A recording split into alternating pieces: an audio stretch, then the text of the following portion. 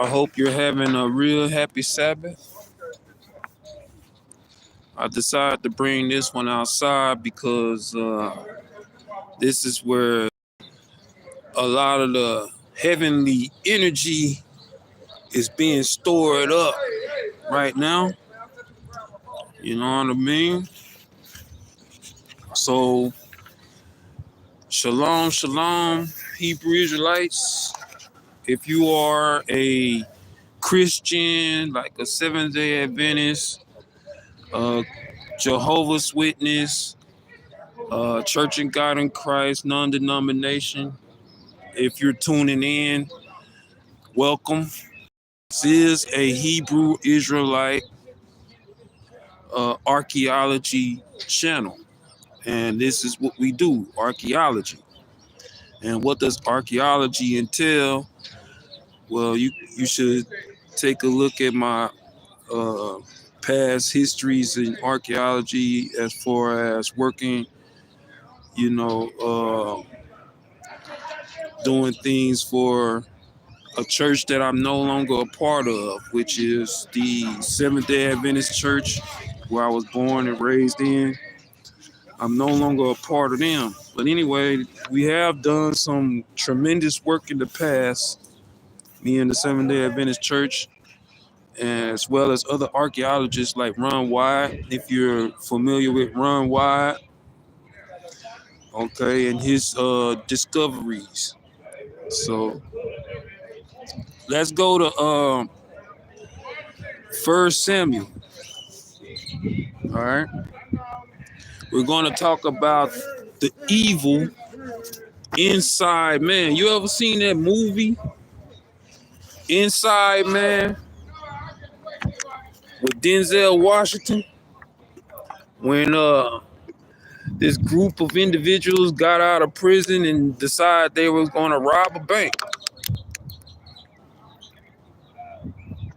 So today, first I was talking about earlier, I did a 20-minute segment about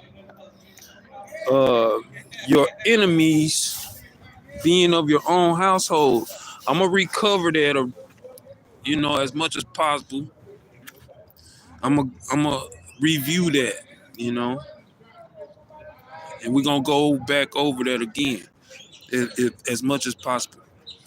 So if you are not a Hebrew Israelite, if you are a Church in God in Christ, if you are Jehovah's Witness, if you are non-denominational like T.D. Jakes, Creflo Dollar, Joel Osteen, and you happen to tune in to this channel, shalom, shalom. It is the Sabbath, and this is titled the Inside Man. All right. It's called Inside Man. That's the title of this podcast that I'm doing today. All right. So I'm in 1 Samuel chapter 24. And when it came to pass, when Saul was returned from following the Philistines, that it was told him, saying, Behold, David is in the wilderness of En-Gedi. Then Saul took 3,000 chosen men out of all of Israel and went to seek after David and his men upon the rocks of the wild goats. And he came to the sheepcotes by the way, where was a cave, and Saul went in to cover his feet. And David and his men remained in the sides of the cave. And the men of David said unto him, Behold, the day of which the Lord said unto thee, Behold, I will deliver thine enemy into thine hand, that thou mayest do to him as it shall seem good unto thee.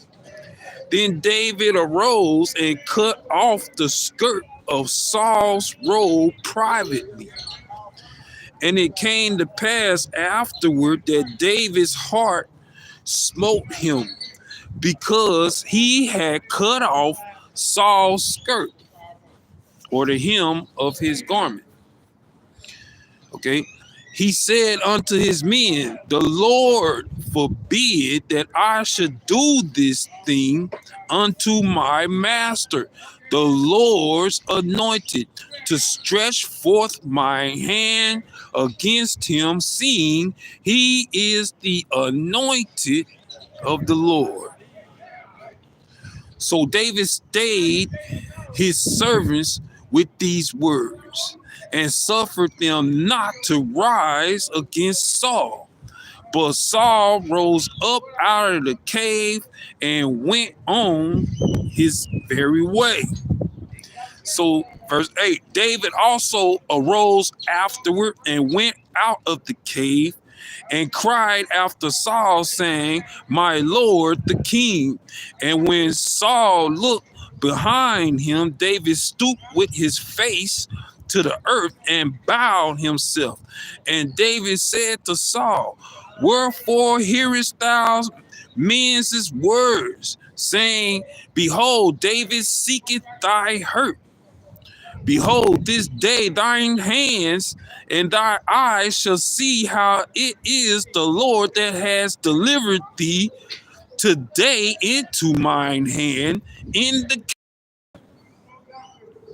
And some bade me to kill thee, but mine eyes spared thee, and I said, I will not put forth mine hand against my Lord, for he is the Lord's anointed.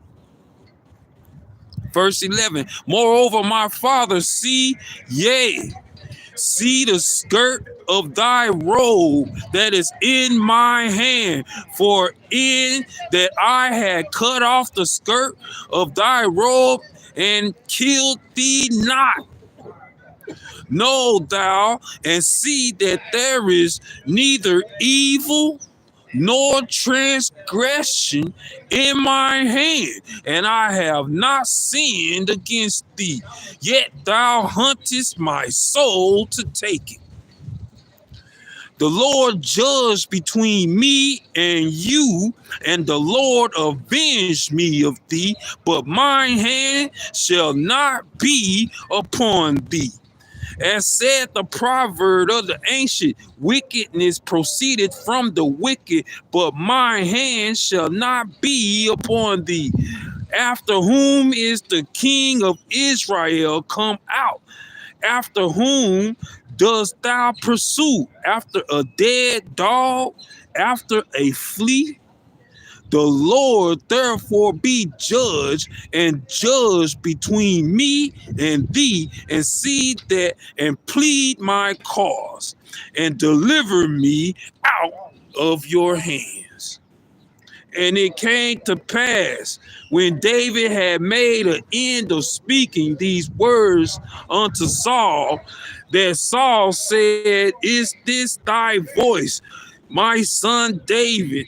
And Saul lifted up his voice, and he wept, and he cried, and he said unto David, thou art more righteous than I, for thou hast rewarded me good, whereas I rewarded thee evil.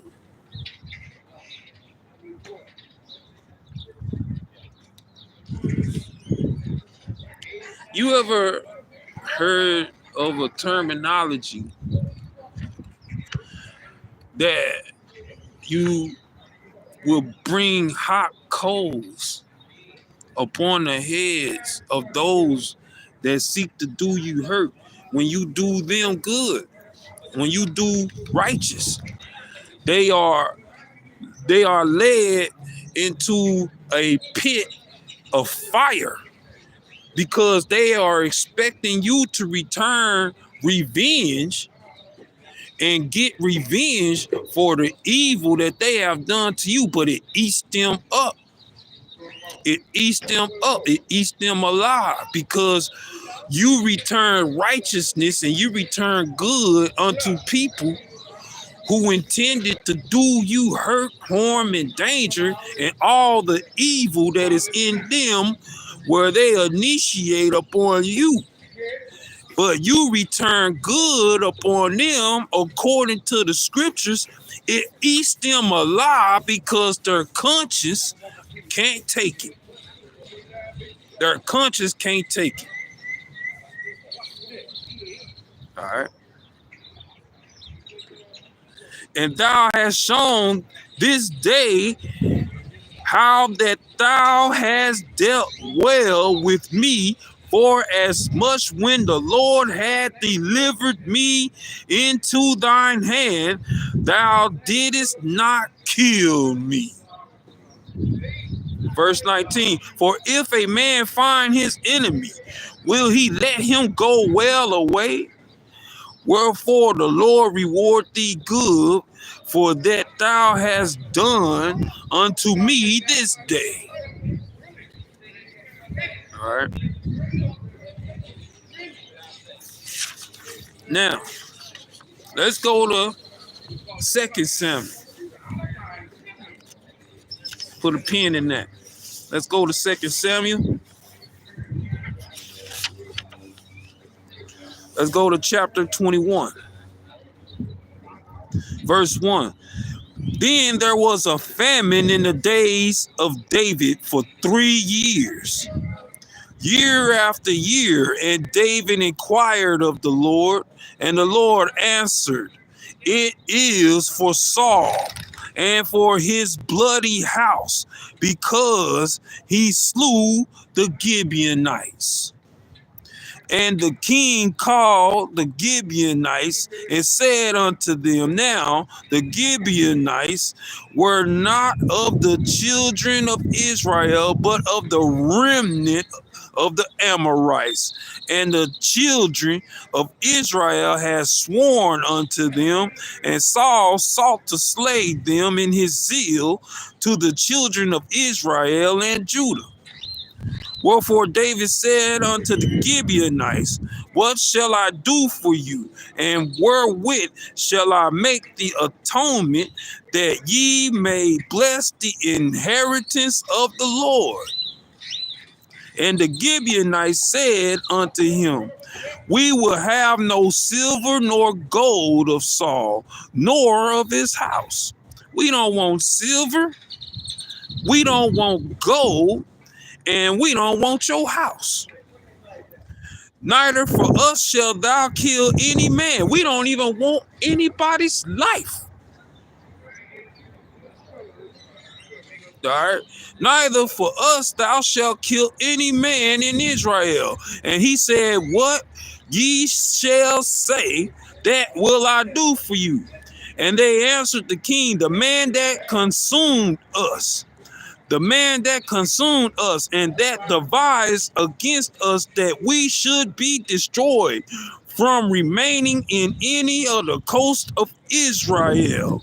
Let 7 men of his sons be delivered unto us, and we will hang them up unto the Lord in Gibeah, and Saul, whom the Lord did choose. And the king said, I will give them. But the king spared Mephibosheth, the son of Jonathan, the son of Saul, because of the Lord's oath that was between them, between David and Jonathan, the son of Saul. But the king took the 2 sons of Rizpah, the daughter of Aiah, and she bare unto Saul Armoni and Mephibosheth, and the 5 sons of Michal, the daughter of Saul, whom she brought forth for Adriel, the son of Barzillai, the Mahalathite. All right. And he delivered them into the hands of the Gibeonites, and they hanged them in the hill before the Lord. And they fell all 7 together, and were put to death in the days of harvest, in the first days, in the beginning of the barley harvests. All right. And Rizpah, the daughter of Aiah, took sackcloth and spread it for her upon the rock from the beginning of the harvest until water dropped upon them out of heaven, and suffered neither the birds of the air to rest on them by day, nor the beasts of the field by night. And it was told unto David that Rizpah, the daughter of Aiah, the concubine of Saul, had done. So David went and took the bones of Saul and the bones of Jonathan, his son, from the men of Jabesh Gilead, which had stolen them from the streets of Bethshan, where the Philistines had hanged them, when the Philistines had slain Saul in Gilboa. And he brought up from thence the bones of Saul and the bones of Jonathan his son, and they gathered the bones of them that were hanged. And the bones of Saul and Jonathan his son, they buried them in the country of Benjamin, in the sepulchre of Kish his father, and they performed all that the king commanded. And after that, God was entreated for the land. All right. Moreover, the Philistines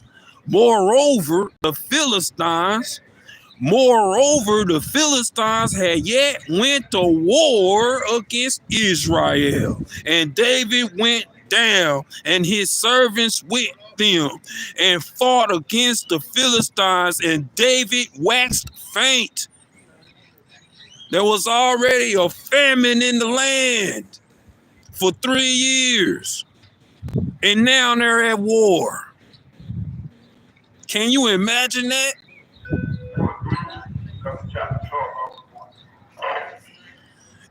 All right.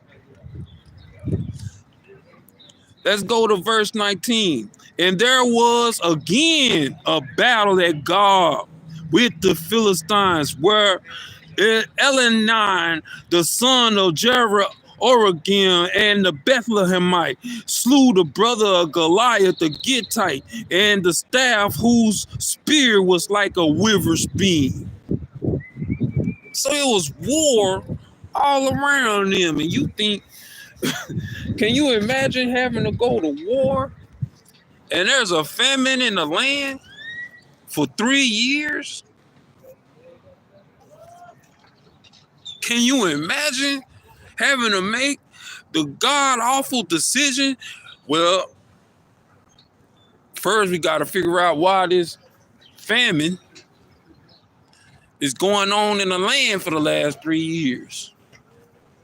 And then after we figure out why this famine is going on, then now look, we still got the Philistines at our neck that set out to destroy us. All right, and then they got a war on one side, they got a war on another side, and both wars include the Philistines, the northern army and the southern army. So the Philistines had at least 5 different armies, because they would always come against them with 5 different kings. Remember, Abraham went up against the 5 kings of the east that came up against Sodom and Gomorrah to overthrow Sodom and Gomorrah, but they took the nephew Lot, the son of his brother of Abraham. They took them and made them prisoners. So Abraham went down and he rescued his nephew Lot. All right. So if you're not Hebrew Israelite, know that this is a Hebrew Israelite channel. I am Hebrew Israelite. I'm not Christian per se. What you think Christian is? I do follow Christ because I am Hebrew Israelite. But if you're a Christian, normal Christian, like, Church of God of Christ, Jehovah's Witness, non-denomination like TD Jakes, Creflo Dollar, and Seventh-day Adventists, where we call other Christians like that, we call them Sunday worshipers. So, Sunday worshipers is what they're called, because we're primarily Sabbath keepers. But it's not derogatory against any Christian who go to church on Sunday. It's just the truth. You're Sunday worshipers because you worship on Sunday. You proclaim Sunday to be the day of the Lord when in fact it's the first day of the week, which is actually a work day. And the Sabbath, which is the seventh day, is actually the day of the Lord. So, you just got what I used to say back in the day. I used to say you got your decimal point in the wrong spot. So, in other words, if you put your decimal point in the wrong spot, it's no longer $10. It's $1. If you put your decimal point in the wrong spot, it's no longer $1 or $10. It becomes $100. But in mathematics, you learn in school that if you put the decimal point in the wrong location, the whole problem is wrong, even though you worked it out correctly. You just got it in the wrong spot. Now, okay, let's go to 2 Kings chapter 3. And I'm at verse 5. All right. And we're talking about the evil that's inside of man. God is inside of you. God is in you. Okay? The Lord is in you. Anyone who believes in God, anyone who believes in the Holy Spirit, anyone who believes in the Christ, the Messiah, Hamashiach, God is in you. That's number one. Okay? But you have to also understand that number two, there's evil inside of you. The same individual that pray to God is also the same individual that has to fight off sin, transgression, abominations, unclean spirits, dormant spirits, evil vibrational spirits, their intention is to keep you in prison. You know what I'm saying? And these spirits have agents. Let me talk just a little bit about these agents, because a lot of y'all in TV land, we say, and I say TV land because, primarily I come from Los Angeles. My family's from Los Angeles. I just happened to be born in Dallas, Texas, because at the time my mother and father was traveling. My dad was military. So my other brothers and sisters was born abroad in different cities and different states as well. But we're originally from Los Angeles, California. My family. All right. And we say TV land. Why do we say TV land? Because you're generally the population that's watching television in hope and dreams of becoming what you see on television. And you don't realize that, growing up, that there are things that you have to succumb yourself to in order to be a part of that so-called quote-unquote evolution. That's the evolution. Hollywood is the evolution. Hollywood is it's the evolution. It's how you evolve. But let me tell you a little bit about what goes on in Hollywood that a lot of people speculate, a lot of people talk about, a lot of people rumor, is it true? Is it not true? What really goes on behind closed doors? Are these contracts really written in blood? Can you get out of them if you sign on to these contracts that are written in blood? And do they really sacrifice children? Do you really have to give up a family member or a loved one in order for you to become successful? I'm going to ask you a question. If you don't believe that Hollywood is real and some of the rumors that you've probably heard in Hollywood is real, then go on a fast for 3 years with no food and no water and see how long you last. When you sign a contract in Hollywood, no more different than you can last for 3 years without food and water. No more than you can last for 30 days in Hollywood without signing a contract. All right? You gonna sign a contract. And that contract is written in blood. And a lot of people make fun of me like, oh, you know, that's why I say, excuse my language. Like I say a lot, I say, man, fuck being broke. I'd rather be, fuck being broke, fuck being homeless, fuck being poor. I'd rather be poor. I'd rather be broke. I'd rather be homeless than to have to be forced to do some of the stuff that they have to do behind closed doors. Can you as a man call yourself a man at the end of the day when you got 13 men and 15 women strapping you down with strap-ons and hard penises, hard dicks? You ain't just getting your butt busted by men. You getting humiliated and punished by women also. The women in Hollywood is fucking your butthole. If you don't mind my getting raw with you, that's what happens in Hollywood. You know what I'm saying?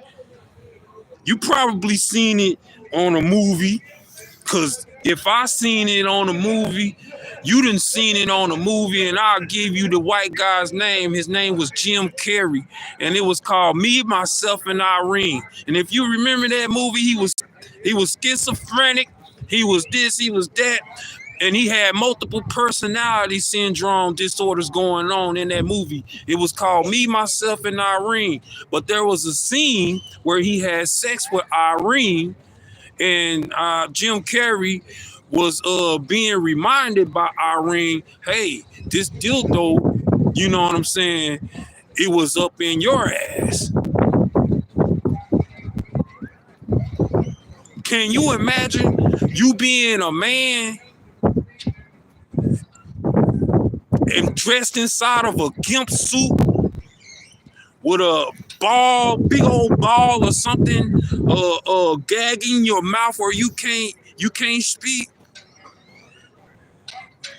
and getting rammed up your behind by a female with a dildo, a strap on? You know what a strap on is?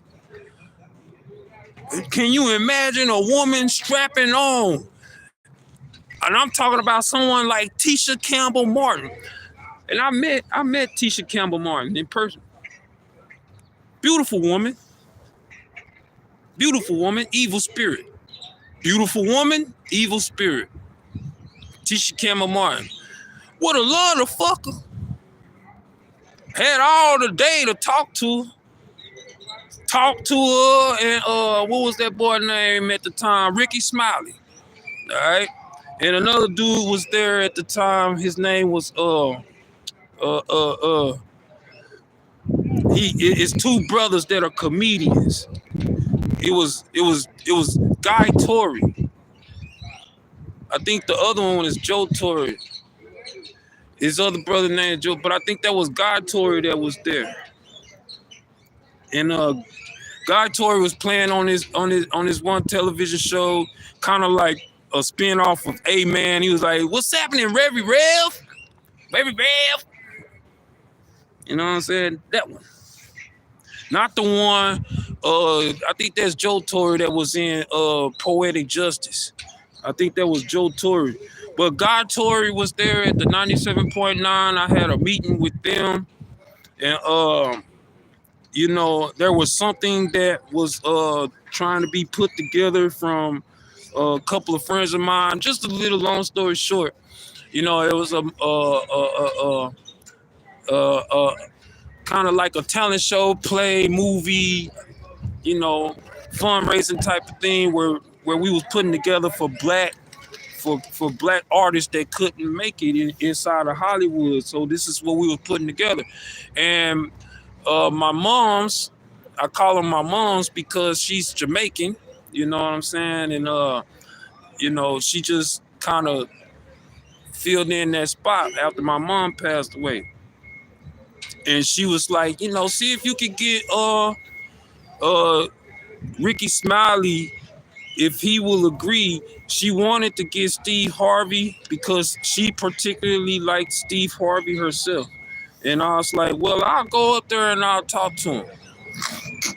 Real talk. Goes up to the 97.9 The Beat. Talks to Ricky Smiley, and out comes Tisha Campbell Martin. All right.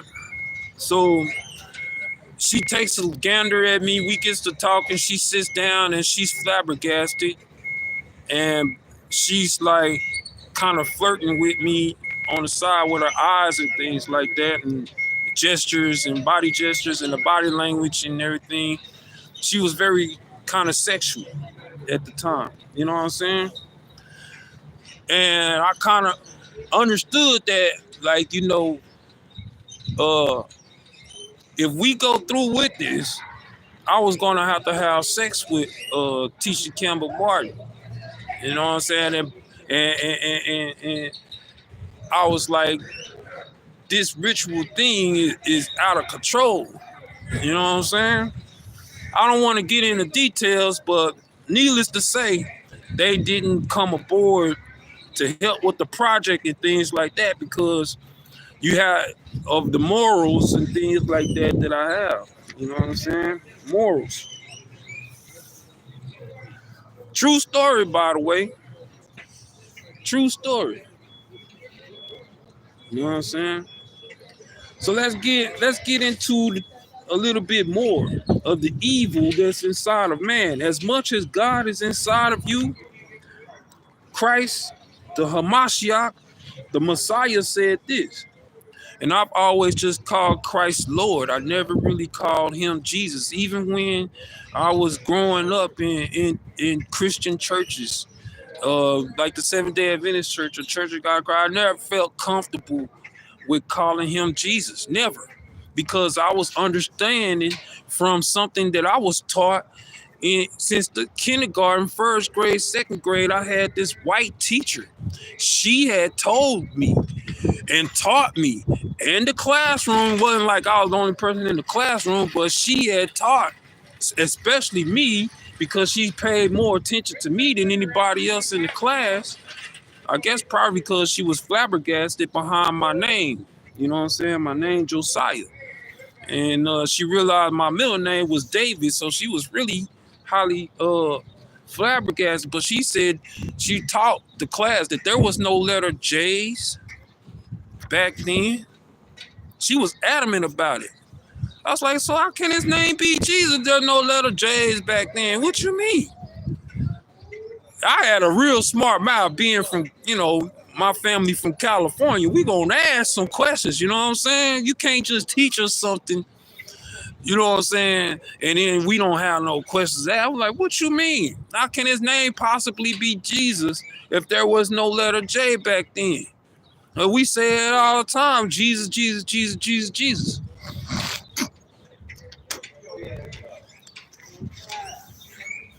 So she's like, the white teacher at T.G. Terry Elementary, she was like, nah, Josiah, no, there was no such thing as the letter J. Not back then, not till the 18th century. Not till the 18th century. That's when the letter J came about. So how it can? I'm scratching my head. How can we call him? How can his name possibly be?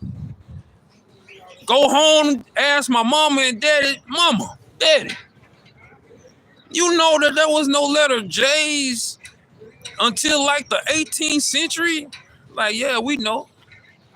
We know it. That's true. I goes to my room and I started praying. I was like, Lord, I'm gonna just call you Lord because I don't know exactly who, you know what I'm saying? Who, what, when, where, why, how, from that point on was in my head. Come to find out there was no letter J, no letter E, no letter I, no letter O, and no letter U. It just didn't exist back then. So you know what I'm saying? Growing up back then, I had a lot of learning to do all over again. So my first lies that I was told or that we was understanding was brought back to light. And that light was so bright that I couldn't even see the pathway. You know why? Because the truth is the truth. And it stands alone. No matter who believes the truth. So let's go to First Chronicles. I'm in chapter 4. All right. I'm in First Chronicles chapter 4, verse 22. And Joachim and the men of Chosbi and Joash and Seraph, who had the dominion in Moab, and Jashubi, Liam, and these are ancient things. And these are ancient things. These were the potters and those that dwelt among plants and hedges. There they dwelt with the king for his work. The sons of Simeon were Nemuel and Jamin, Jareb, Zara, and Shoal. Shalom his son, and Misham his son, Mishma his son. And the sons of Mishma was Himuel and his son Zakur, and his son Shimei and his son. And Shimei had 16 sons and 6 daughters, but his brethren had not many children, neither did all their family multiply like the children of Judah. And they dwelt at Beersheba and Molador and Hazra, Shual, and Bilhah and Ezahim at Tola. All right.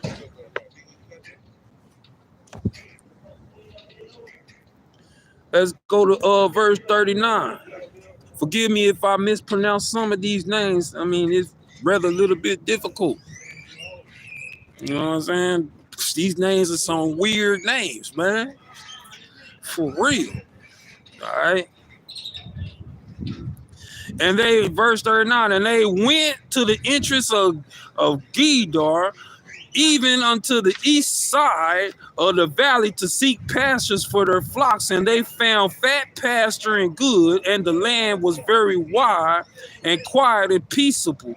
For they had of Ham dwelt there of old. So the children of Ham, the Hamites, they dwelt there from old. And as it said before, these were the ancients of times, okay? And these written by name came in the days of Hezekiah, king of Judah, and smote their tents. What? They smote their tents and the habitations that were found there, and destroyed them utterly unto this day, and dwelt in their rooms, because there was pasture there for their flocks. So as this 3-year famine was all across the land, there was wars on one side, there was wars on another side, and now he got a whole nother war. All right. And this is what the wars was about.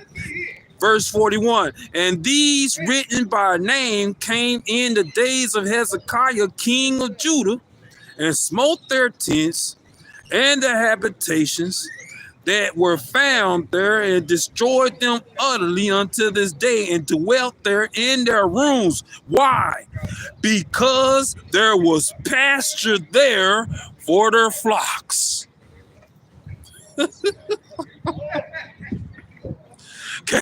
Can you imagine? Can you imagine getting robbed for the grass in your yard?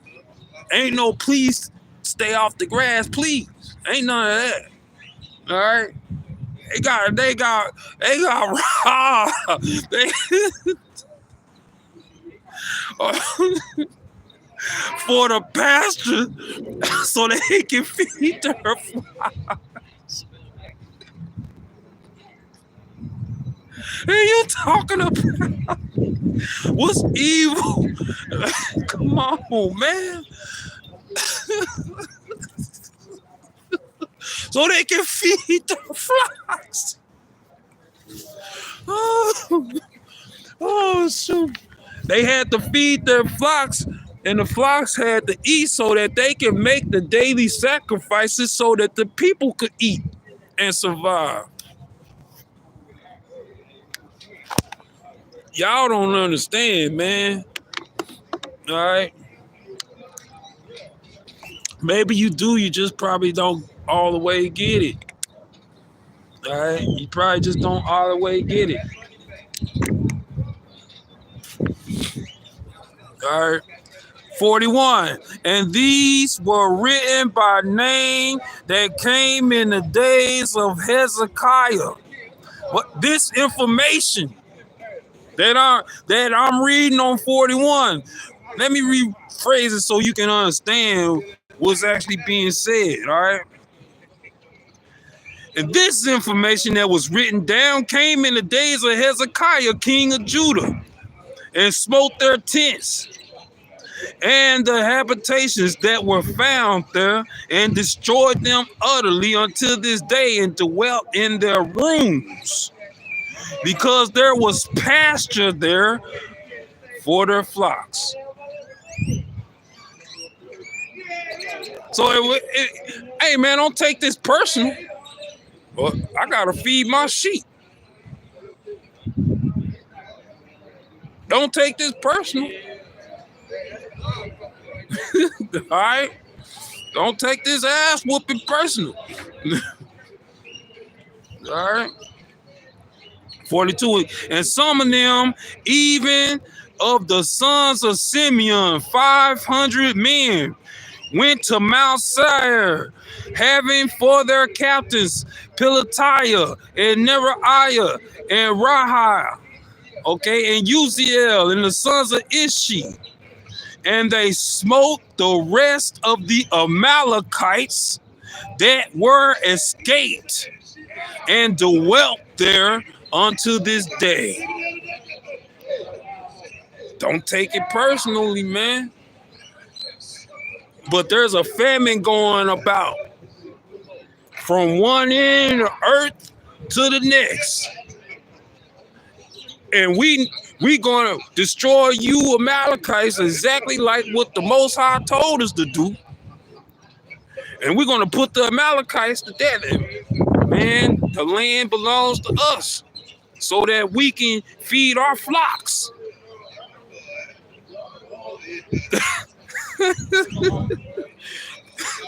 If that's not hilarious. I mean, like, what is brought upon the Amalekites is the very thing that they refused the children of Israel when they came out of slavery in Egypt. They wouldn't even give them land. All right, man, I'm finna get ready to put a stop because I'm at 10% and my battery is trying to die out, and I don't want this segment, but I want to give one last scripture right quick. Let's go to the book of Psalms. All right. Let's go to the book of Psalms. Let's go to chapter 82.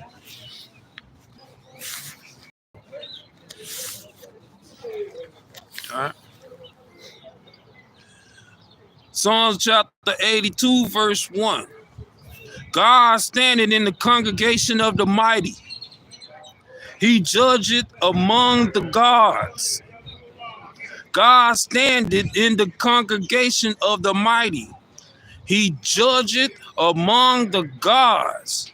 He judgeth among the gods. he judgeth among the gods. How long will ye judge unjustly? All right. God standeth in the congregation of the mighty. He judgeth among the gods. How long will you judge unjustly and accept the persons of the wicked? Selah. Defend the poor and the fatherless. Do justice to the afflicted and the needy. Deliver the poor and the needy. Rid them out of the hand of the wicked.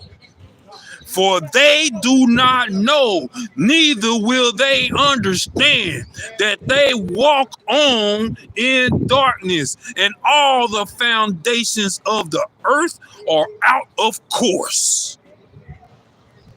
I have said that ye are gods, and all of you are the children of the Most High. Who was David talking to other than his own people? He wasn't speaking to nobody else except for his own people. All right.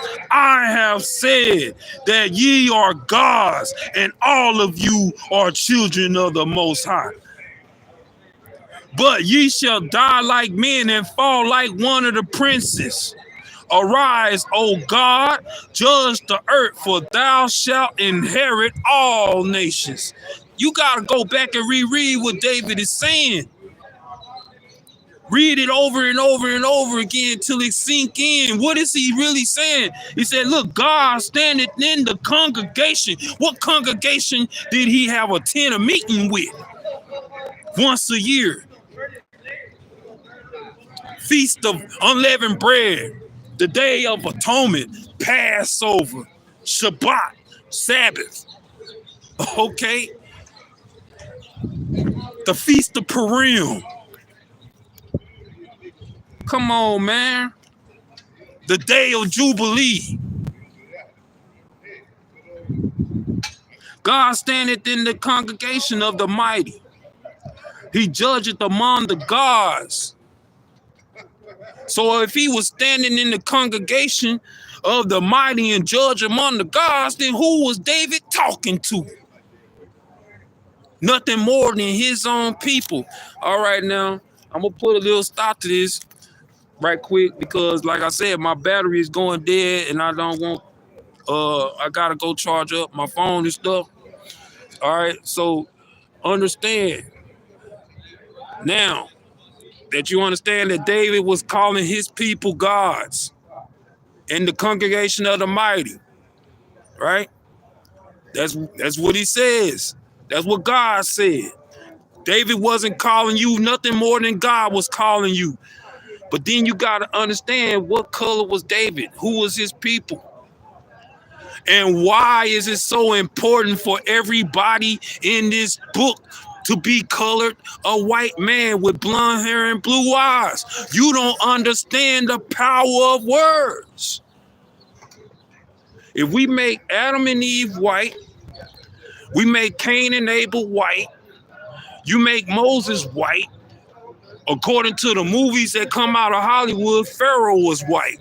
And the only thing black that was on the movie of the 10 Commandments was the Ethiopians, whom a white Moses, according to the movie that they show you every Easter or whatever it comes on, they show you that movie 10 Commandments with Charleston Heston.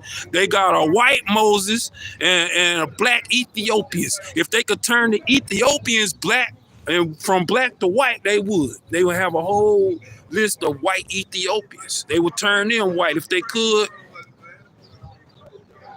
But the scripture says, you Israelites, God got so fed up with Israel, he said, listen, you worms, Jacob, thou worm, have I not made you like the Ethiopians?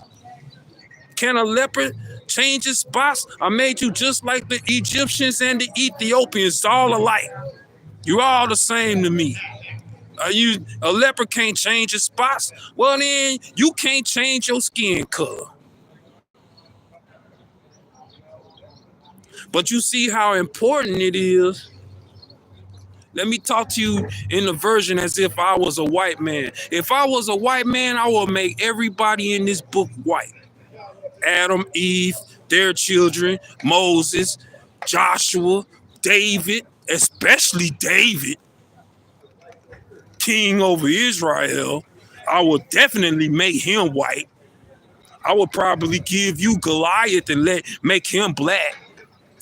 You know what I'm saying?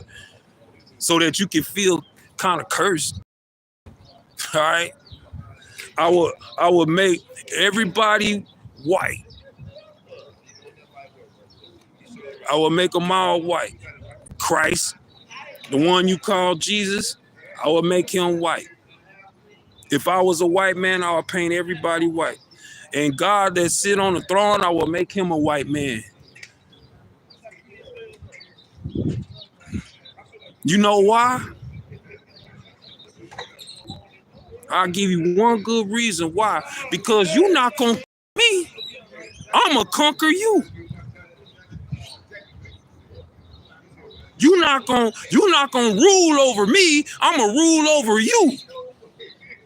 I'm gonna make you a believer in what you supposed to already know, but you don't have, because generally speaking, came into Jerusalem. See, Esau's Edom, Edom is Idumea, Idumea is Italy, Italy is Rome.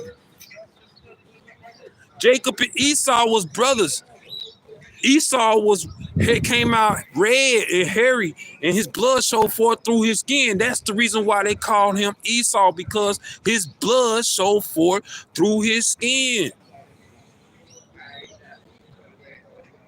A white man ain't gonna make a big deal out of a baby. But who make a big deal out of a baby is the black people, because why? You have one came out black. And the other one came out, who kid is this? We gonna call him Esau. He came out way different. That's why God says, you got two different nations in your womb. One is an albino, and the other one is black like you. And when you give birth to them, they're gonna be at odds with each other. And one is gonna try to kill the other.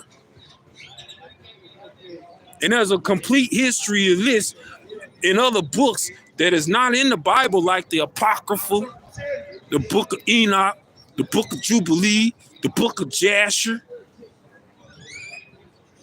from Babylon to Timbuktu. You know what I'm saying? You go into the book of Enoch, you go into the book of Jasher, read the very first book of Adam and Eve. Go read the book of Adam and Eve. Go read the second book of Adam and Eve. Go read the third book of Adam and Eve. I could tell you word for word verbatim what's going on in these books. Growing up, I had no video games. We only had libraries and such and such and such and such, man. I'm married to a library, okay? A library is like my home. That was the only fun that we had growing up. I was born in 1977. What the hell is a video game? You know what I'm saying? But if I was a white man, I would make everybody in this book white. Everybody. Because you're not going to conquer me. I will conquer you. I'm speaking to you in the mindset of a white man. Does it matter that I was a military officer? No. I don't care that so what I was in the military? So what? Man, if I hadn't went over there in 9/11 and fought that war, this nation itself would be slaves. Islam would be over here killing people left and right. You know why? Because of the idolatry, the sin, the fornication, and all the other wicked stuff that's going on in this world. And Islam will put a sword to all that shit. You sure? All right, man. All right, man. Go on over there to Israel and try some of the stuff that y'all be doing in America. You will be locked away and they'll throw away the key. They don't play that stuff over there. It's a holy, holy, holy situation going on over there. Shalom. Y'all have a happy Sabbath. Read Revelations chapter 22, verses 14 through 17. Peace.